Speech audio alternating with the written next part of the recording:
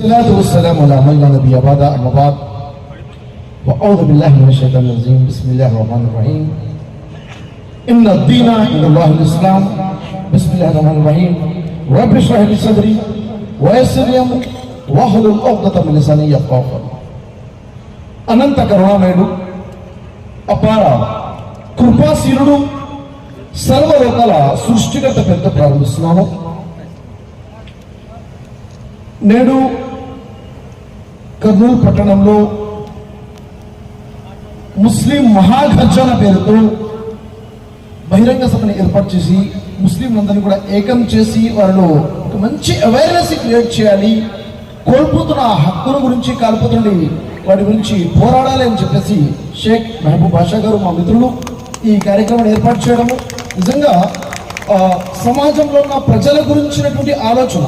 అంటే ఈరోజు సమాజంలో ప్రజలు ఎలా ఉంటున్నారంటే నేను బాగుండాలి, నేను మాత్రమే బాగుండాలి, ఎవరు ఏమైపోయినా నేను బాగుంటే చాలు అన్న స్వార్థంగా జీవితం గడుపుతున్న ఈ తరుణంలో నేనే కాదు నా సమాజం బాగుండాలి, సమాజంతో పాటు నేను బాగుండాలని చెప్పేసి సమాజం కోసం ఆలోచించి ఇంత పెద్ద కార్యక్రమాన్ని మొదలుపెట్టారు. కేవలం ఇక్కడే కాదు, రాష్ట్ర నలువ్యాప్తంగా దేశంలో కూడాను వ్యాపింపజేసి ఒక ఐక్యత కోసము డెవలప్మెంట్ కోసం వర్క్ చేస్తారని వారు మాటిచ్చారు. మరి వారికి మరింత శక్తిని సృష్టికర్తన దైవం ప్రసాదించాలని చెప్పేసి మనస్ఫూర్తిగా కోరుకున్నాం.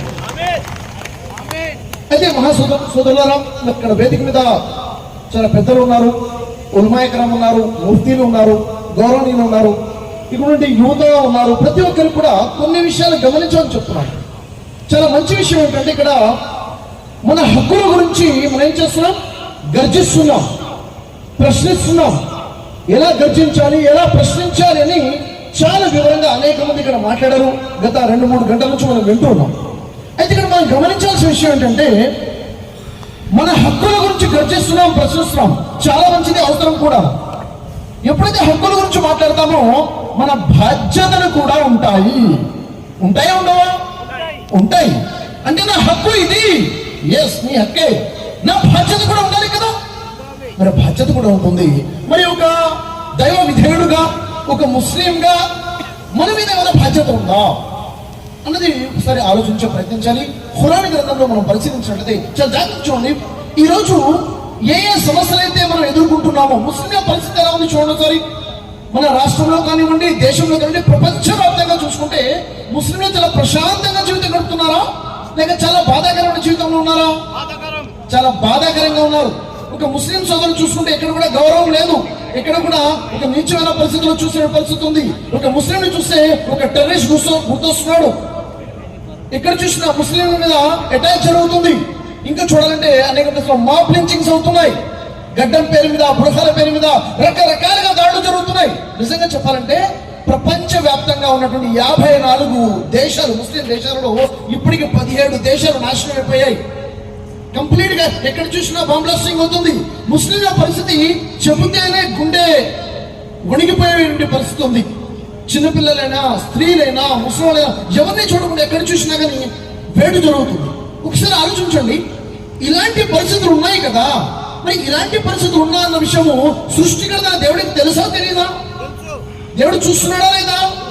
ఎస్, దేవుడు చూస్తున్నాడు. దేవుడు తెలియకుండా ఏమాత్రం ఒక చీమ కూడా పుట్టదు, ఒక ఆకు కూడా రాలదు. మరి అలాంటప్పుడు ఇంత దౌర్జన్యం జరుగుతుంది కదా. దేశవ్యాప్తంగా గుజరాత్ చూసుకోండి, అస్సాం చూసుకోండి, ప్రపంచ దేశాలు చూసుకోండి, ఎక్కడ చూసినా దౌర్జన్యం, దౌర్జన్యం, దౌర్జన్యం. మరి ఇలాంటి దౌర్జన్యం జరిగేటప్పుడు సృష్టికర్త అయిన దేవుడు ఎందుకు చూస్తూ ఊరుకున్నాడు? ఎందుకు దౌర్జన్యం చేసే వారిని ఆపటం లేదు? ఎందుకు ఇలా జరుగుతుంది? ఏంటి పరిస్థితి అంటే గమనించండి. చాలా మంది పెద్దలు ఉల్మాయిగా ఏమంటున్నారంటే ఇది ముస్లిం సమాజం మీద ఒక పరీక్ష, ఇంతిహాన్. ఏంటిది? ఒక పరీక్ష ఇది. ఇప్పుడు మనం ఏం చేయాలి?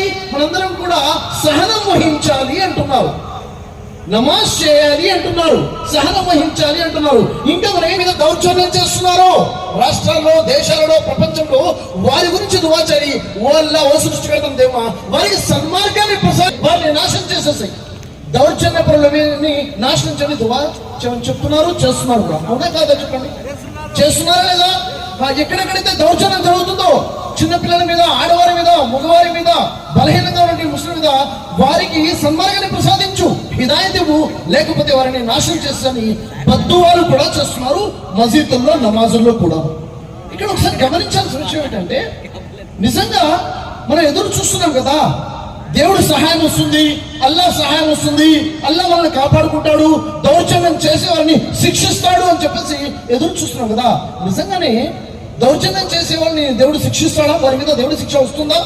ప్రపంచవ్యాప్తంగా యూదులు కానివ్వండి, లేకపోతే ఎవరైనా కానీ, వీరు వారని కాదు, ఎవరెక్కడ దౌర్జన్యం చేస్తుందో మనకు అవగాహన ఉంది.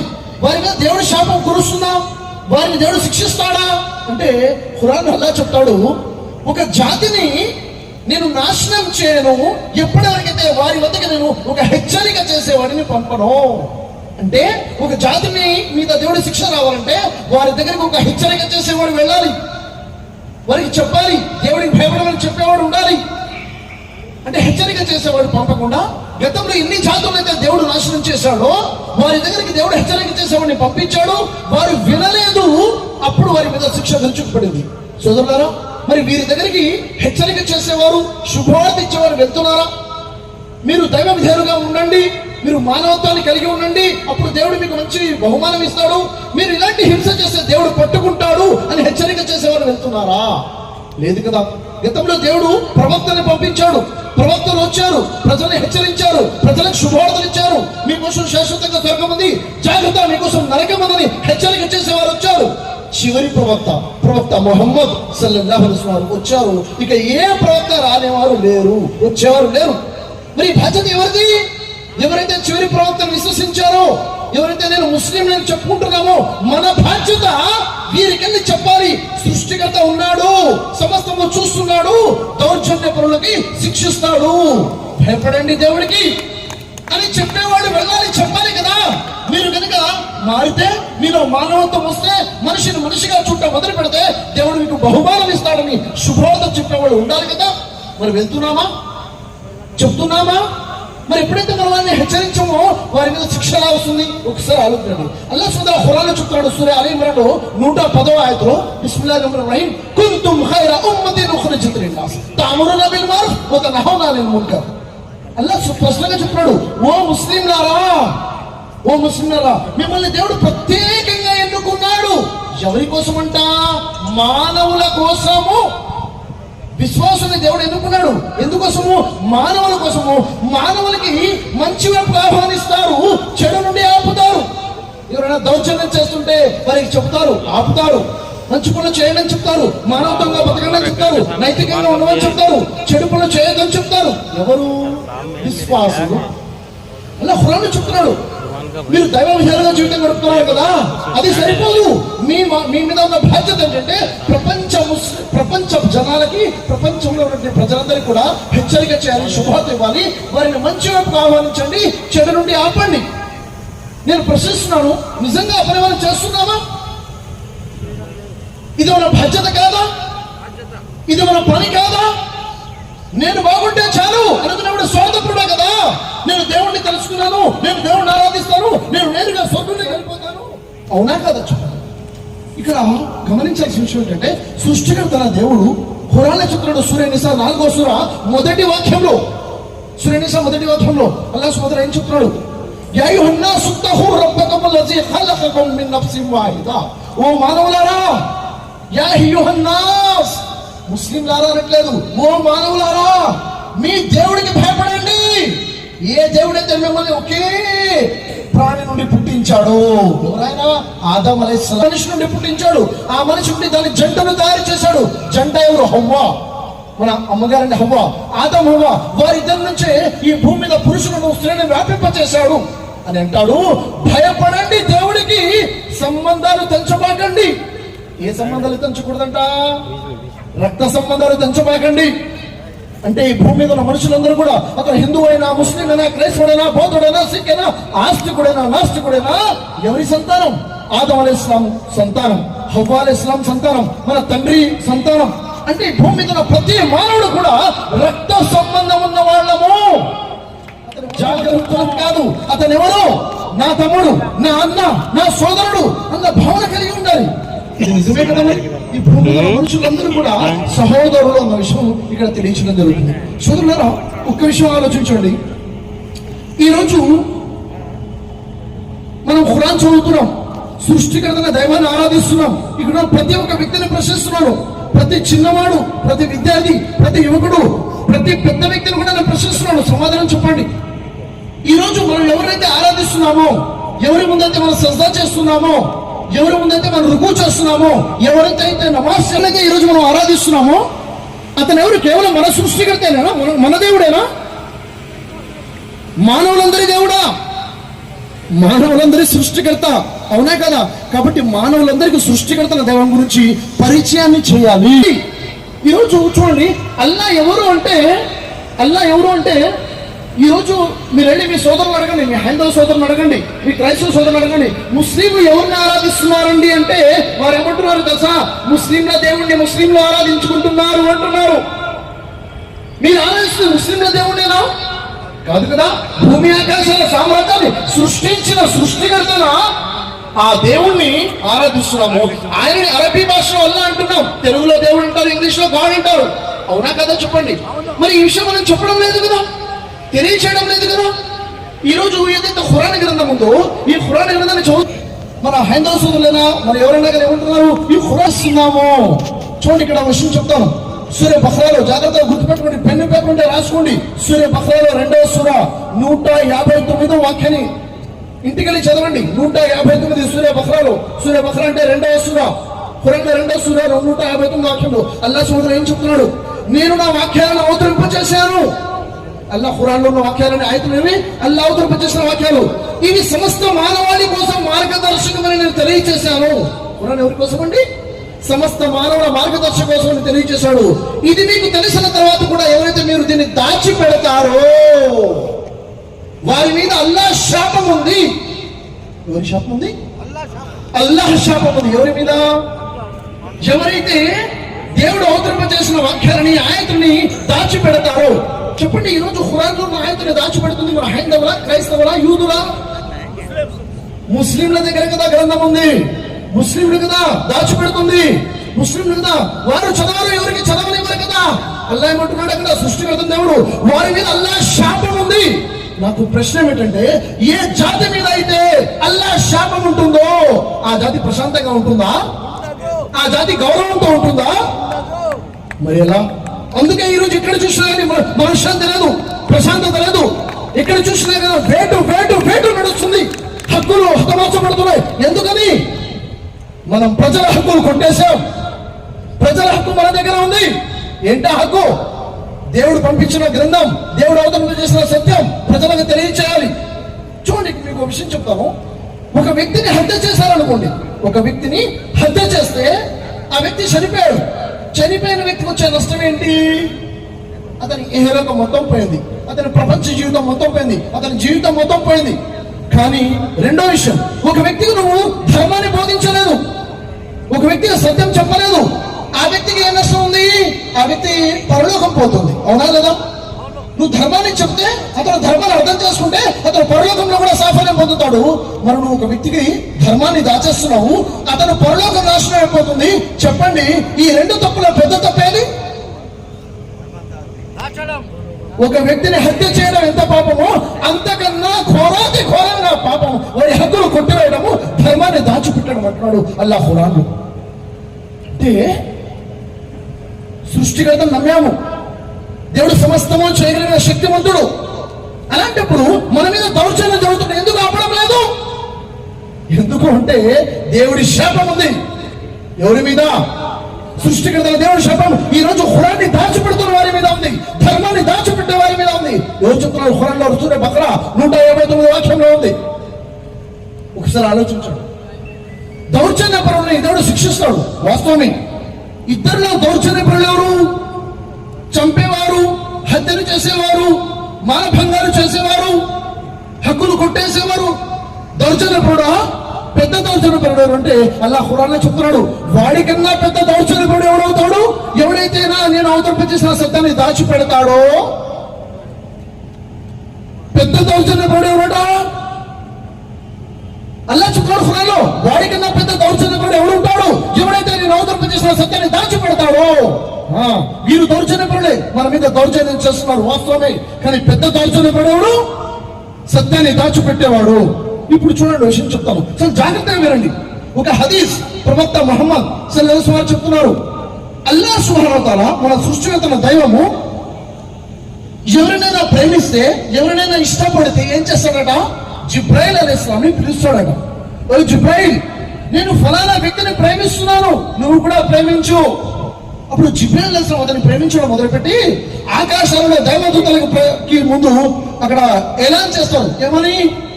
అల్లాహ్ ఫలానా వ్యక్తిని ప్రేమిస్తున్నాడు, నన్ను ప్రేమించమని చెప్పాడు, నేనే ప్రేమిస్తున్నాను, మీరు కూడా అతన్ని ప్రేమించండి, ఇష్టపడండి. దైవదూతలందరూ ఆ వ్యక్తిని ఇష్టపడటం మొదలు పెట్టేస్తారు. ఆ తర్వాత ఆ వ్యక్తి గురించినటువంటి గౌరవాన్ని, ప్రేమని, ఇష్టాన్ని భూమి మీద వ్యాపింప చేసేస్తారు మనుషుల, జంతువుల, పక్షుల హృదయాలలో. అంటే ఇప్పుడు మిమ్మల్ని దేవుడు ప్రేమిస్తుంటే, ఇష్టపడుతుంటే, మిమ్మల్ని దేవుడు మాత్రమే ఇష్టపడడు. జిబ్రాయిల్ అలైహిస్సలాము, దైవదూతలు, భూమి మీద మనుషులందరి మనసులో ఏంటంటే ఇష్టం ఉంటుంది. ఆ తర్వాత ఆ హదీస్ లో ఉంటుంది, సృష్టికర్తన అల్లాహ్ ఎవరినైనా అసహ్యించుకుంటే, బోగ్స్ అరబీలో ఉంటుంది, బోగ్స్ అంటే తెలుసా? అసహ్యించుకోవడం. ఎలాంటి అసహ్యం అంట? ప్రతీకారం తీర్చుకునే అసహ్యం, ఉట్టి అసహ్యం కాదు. అల్లాహ్ ఎప్పుడైతే ప్రతీకారం తీర్చుకోవాలన్నా అంతగా అసహించుకుంటాడో అప్పుడు జిబ్రాయిల్ అలైహిస్సలాంని పిలుస్తాడట. ఓ జిబ్రాయిల్, నేను ఫలానా వ్యక్తిని అసహించుకుంటున్నాను, నువ్వు కూడా అసహించుకో. అప్పుడు జిబ్రాయిల్ అలైహిస్సలాం దైవదూతలకు ప్రకటిస్తాడు, దైవదూతలందరూ ఆ వ్యక్తిని అసహించుకుంటారు. అప్పుడు ఆ వ్యక్తికి సంబంధించిన అసహ్యము భూమి మొత్తం మీద వ్యాపింప చేయబడుతుంది. అదే జరుగుతుంది కదా మాబ్ లించింగ్స్. ఒక ముస్లిం గడ్డంలో టోపీతో ఉన్నవాడు వెళ్తున్నాడు, చూసి దాడి చేసి చంపేస్తున్నారు 5-6 10 మంది కలిపి. మాబ్ లించింగ్, సామూహికంగా దాడి చేసి చంపుతున్నారు. అరే ఎందుకు చంపుతున్నారా? చంపాలనిపిస్తుంది. ఎవరిని చంపుతున్నారు? అతని పేరు తెలుసా? మాకు తెలియదు. అరే వాడి పేరు కూడా తెలియదు కదా, ఎందుకు కొడుతున్నారా? కొట్టాలనిపిస్తుంది. మా మనసులో అసహ్యం వచ్చేస్తుంది. ఈరోజు ముస్లింలను చూస్తే అసహ్యం. ఎందుకు? దేవుడు అసహించుకుంటున్నాడు, దేవుడు అసహించుకుంటున్నాడు. ఎందుకని? చాలా పెద్ద తప్పు చేసాం. దేవుడు అవతరింపజేసిన సత్యాన్ని దాచేస్తున్నాం. మనము చదవడం లేదు, మనము అర్థం చేసుకోవడం లేదు, ప్రజలకు కూడా తెలియచేయడం లేదు. సోదరులారా, ఒక్కసారి ఆలోచించండి. మన హక్కుల గురించి పోరాడుతున్నాం. ఎస్, మన మీద బాధ్యత కూడా ఉంది. నేను ప్రశ్నిస్తున్నాను మిమ్మల్ని, ఈరోజు భూమి మీద మన భారతదేశంలో 140 కోట్ల మంది ప్రజలు ఉన్నారు. సరే, దీంట్లో 20 కోట్ల మంది ముస్లింస్ ఉంటే 120 కోట్ల మంది ఉన్నారు కదా మన సోదరులు, మన అన్నలు, మన తమ్ముళ్ళు, మన చెల్లెలు, మన అక్కలు, మన రక్తం ఉన్నారు కదా. వారికి ఎవరు చెప్పాలి సృష్టికర్త గురించి? వారికి ఎవరు చెప్పాలి? చెప్తున్నామా? మీరు మాత్రమే దేవుని బిడ్డలా? మీరు మాత్రమే దేవుని దాసులా? అల్లాహ్ సుబ్హానహు వ తఆలా ఒక ప్రవక్తను చెప్తారు.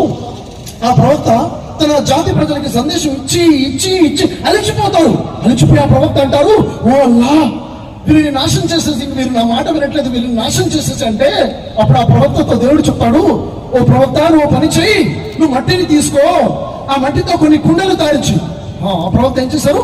కుండలు తయారు చేశారు. కుండలు మొత్తం తయారు చేసి పెట్టేశారు. వాళ్ళ నువ్వు చుట్టడానికి కుండలు తయారు చేసి ఎప్పుడేం చేయాలి? ఓ పంచ కర్ర తీసుకో, అన్నింటినీ పగలగొట్టేసాయి. వాళ్ళ కుండని పగలగొట్టాలా? నేను నా చేతులతో ఇంత కష్టపడి తయారు చేసిన కుండని నేను పగలగొట్టాలా? పగలగొట్టేసి అతని మనసుకు బాధ అనిపిస్తుంది. అప్పుడు అంటాడు, నీవు ఏమన్నావు? వీరి మీద నా శిక్షను పంపించమన్నావు కదా, నువ్వు తయారు చేసిన కుండల్ని పగలగొట్టడానికి నీ మనసు ఒప్పలేదే, నేను పుట్టించిన మానవుని నేను ఎలా నాశనం చేయాలి? నేను ఎలా నాశనం చేయాలి? ఒక్కసారి ఆలోచించండి సోదరులారా. ఈ రోజు దేవుడు ప్రేమిస్తున్న ప్రజలు నువ్వు దేవుడు నిన్ను మాత్రమే పుట్టించలేదు, అతన్ని పుట్టించాడు. నీకు మాత్రమే మరణం లేదు, అతనికి మరణం ఉంది. నిన్ను మాత్రమే ప్రళయం రోజులు లేపడు, అతన్ని కూడా ప్రళయం రోజులు లేపుతాడు. ఆ రోజు ప్రశ్నిస్తాడు. నీ స్నేహితుడైన హైందవుని, నీ స్నేహితుడైన క్రైస్తవుని, నీ స్నేహితుడిని అడుగుతాడు, నువ్వు నన్ను ఎందుకు ఆరాధించలేదు అని. అతను ఏమంటాడు? వాళ్ళ నాకు తెలియదు. నువ్వు ఖురాన్ ప్రకారంగా ఎందుకు జీవితం గడపలేదు? ఓ దేవుడా, నాకు తెలియదు. ఈ గ్రంథం నా కోసం వచ్చింది, నాకు తెలియదు. నా పక్కన అబ్దుల్లా ఉన్నాడు, అబ్దుల్ రెహమాన్ ఉన్నాడు, కానీ వీళ్ళు చదివేవారు నాకు ఎప్పుడు చెప్పలేదు. దేవుడా, నాకు తెలియదు. దేవుడా కంప్లైంట్ చేయడా? చేస్తాడు కదా. ఆ రోజు నువ్వు ఇచ్చే సమాధానం ఏంటి? ప్రవక్త ముహమ్మద్ సల్లల్లాహు అలైహి వసల్లం తెలియజేశారు. జాగ్రత్తగా వినండి. బనీ ఇస్రాయిల్ తెగలో బనీ ఇశ్రాయేల్ తెగల ఒక జాతి ఉంది. ఆ జాతి మీదకి ఆ జాతిలో ఉన్న ప్రజలందరూ కూడా చాలా దౌర్జన్యపరులుగా మారిపోయారు. దేవునికి పూరి వ్యతిరేకంగా మారిపోయారు. అప్పుడు దేవుడు ఏం చేస్తాడంటే సృష్టికర్త వల్ల దైవదూతల్ని పంపిస్తాడు, వారిని నాశనం చేయండి అని. జాగ్రత్తగా వినండి, చెప్తుంది జాగ్రత్తగా వినండి. దైవదూతలు భూమి మీదకి వచ్చారు. ఏం తీసుకొచ్చారు? దేవుని శిక్షను తీసుకుని వచ్చారు. దేవుని శిక్షణ తీసుకొచ్చారు. ఆ జాతి మీద దేవుని శిక్షణ వేసే ముందు చూస్తే ఆ జాతిలో ఒక వ్యక్తి దేవుని ఆరాధన చేస్తున్నాడు. ఎప్పటి నుంచి? 40 సంవత్సరాల నుంచి దేవుడిని ఆరాధిస్తున్నాడు తీరిక లేకుండా. మేము ఇక్కడ దేవుడి శిక్ష వదిలేస్తే ఈ వ్యక్తి కూడా నాశనం అయిపోతాడు కదా అని వాళ్ళకి అనుమానం వచ్చేసి తిరిగి దేవుడి దగ్గరికి వెళ్ళిపోతారు. ఏమైంది? దేవుడా, అక్కడ ఫలానా వ్యక్తి ఉన్నాడు, ఒక వ్యక్తి ఉన్నాడు, అక్కడ నిన్ను ఆరాధిస్తున్నాడు, నీ ఆరాధనలోనే ఉన్నాడు మొత్తం 40 సంవత్సరాల నుంచి. అక్కడ మేము శిక్ష వదిలితే అతను కూడా చనిపోతాడు అంటే అప్పుడు సృష్టికర్త దేవుడు చెప్తాడు, శిక్షను అక్కడి నుంచే మొదలు పెట్టండి. ఆ వ్యక్తి జాయి నమాజ్ నుంచే మొదలు పెట్టండి, అతని ముసల్లా నుంచే శిక్ష మొదలు పెట్టండి. ఎందుకని? సమాజం చెడిపోతుంటే, సమాజం దుర్మార్గంలో ఉంటే వాళ్ళని కాపాడాలన్న మానవత్వం లేని వాడు శిక్షను మొదటగా అర్హుడు వాడికన్నా. ఈరోజు 5 పడల నమాజ్ చేస్తున్నాం, రోజాలు ఉంటున్నాం, జకాత్ ఇస్తున్నాం, హజ్లు ఉమ్రాలు చేస్తున్నాం. జాగ్రత్త, దేవుడి శిక్ష వస్తే మొదటిగా పడేది ఎవరి మీద? ఆలోచించండి. మానవత్వం లేనివాడు దైవదాసుడు కాలేడు. నీ పొరుగువాడు ఆకలిగా ఉంటే నువ్వు కడుపు నిండా భోజనం చేసి పడుకుంటే నువ్వు దైవదాసుడివే కాదన్నారు. నీ పొరుగువాడు ఆకలిగా ఉంటేనే ఇంత పెద్ద మాట చెప్పారు. నీ పొరుగువాడికి సృష్టికర్త దేవుడు ఎవరో తెలియదు, దాహంగా ఉన్నాడు, పాపవాడికి జ్ఞానం లేదు, నువ్వు చెప్పడం లేదు. ఇంత పెద్ద దౌర్భాగ్యం. ఆలోచించండి. ఈరోజు ముస్లిం సమాజం మీద, ముస్లిం సమాజంతో సృష్టికర్తల దేవుడు సంతోషంగా ఉన్నాడా అంటే సూర్య బహ్రాలో చెప్తున్నాడు, నా శాపం ఉంది అంటున్నాడు. జాగ్రత్త, ఇంటికి ఖురాన్ తెరిచి చదవండి, ఖురాన్ తెరిచి చదవండి. అర్థమవుతుందా? దేవుడు అసహించుకుంటున్నాడు. మరి ఏం చేయాలి సార్? ఏం చేయాలి? ఏం చేద్దాం? అల్లా పరిష్కారం ఖురాన్లో చెప్తున్నాడు, సొల్యూషన్ ఇస్తున్నాడు. పరిష్కారం ఉంది.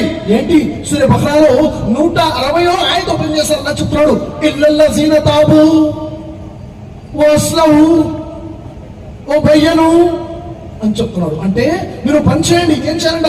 మీరు తౌబా చేసుకోండి, అల్లాతో క్షమాపణ కోరండి. అల్లాతో క్షమాపణ కోరాలంట, తౌబా చేయాలంట. తౌబా అంటే ఏంటి? ఒక మనిషి పాపం చేసిన తర్వాత తౌబా చేస్తాడు. నేనేం పాపం చేశాను తౌబా చేయడానికి? చాలా పెద్ద పాపం చేశావు, సత్యాన్ని దాచేసావు, చాలా పెద్ద పాపం చేసావు. నువ్వు అర్థం చేసుకో ఫస్ట్. నువ్వు చేసింది పాపం అని, నువ్వు చేసింది ఘోరమైన పాపం అని. ప్రజల హక్కులు కొట్టేశావు.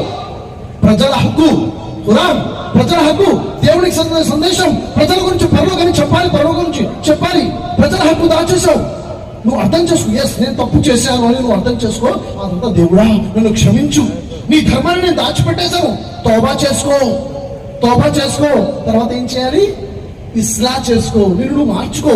ఎలా మార్చుకోవాలి? ఇప్పటిదాకా ఏమన్నా చిచ్చి వాడు వేరు మేము వేరు, అవునా లేదా? నీ బిహేవియర్ ఎలా ఉండేది? మేము ఒకటి, వాడు ఒకటి కాదు. ప్రజలందరూ ఒకటే. ప్రజలందరూ ఆదం సంతానమే. ప్రజలందరూ పుట్టించిన సృష్టికర్తల దైవమే. నీలో ఉన్న రక్తం, తనలో ఉన్న రక్తం ఒకటే. నీకు మరణం ఉంది, తనకి మరణం ఉంది. ప్రేమించడం మొదలుపెట్టు. ప్రవక్త ముహమ్మద్ సల్సల్లాహు అలైహి వసల్లం ప్రజలందరినీ ఎలా చూశారు? ముహమ్మద్ ప్రవక్త ఉమ్మతి అంటే ఎవరండి? ముస్లింలా? ఉమ్మతి అంటే ప్రతి మానవుడు, irrespective of religion and caste, ప్రతి మానవుడు ఉమ్మతియే. మరేమనుకుంటున్నాం? తప్పదు. మానవుని ప్రేమించాలి, సంబంధాలు తెంచుకోవాలి, ఇస్లా చేసుకోవాలి. ఆ తర్వాత ఓ బయ్యను బయాన్ చేయడం మొదలు పెట్టాలి, చెప్పడం మొదలు పెట్టాలి. ఏం చెప్పాలి సార్? చెప్పడానికి అర్హత ఉందా మన దగ్గర? చెప్పేంత మంచి ప్రవర్తన ఉందా? ముందు స్నేహం చేయండి, ప్రేమించండి, దగ్గర అవ్వండి, సృష్టికర్తల దేవుడి గురించి తెలియచేసే ప్రయత్నం చేయండి.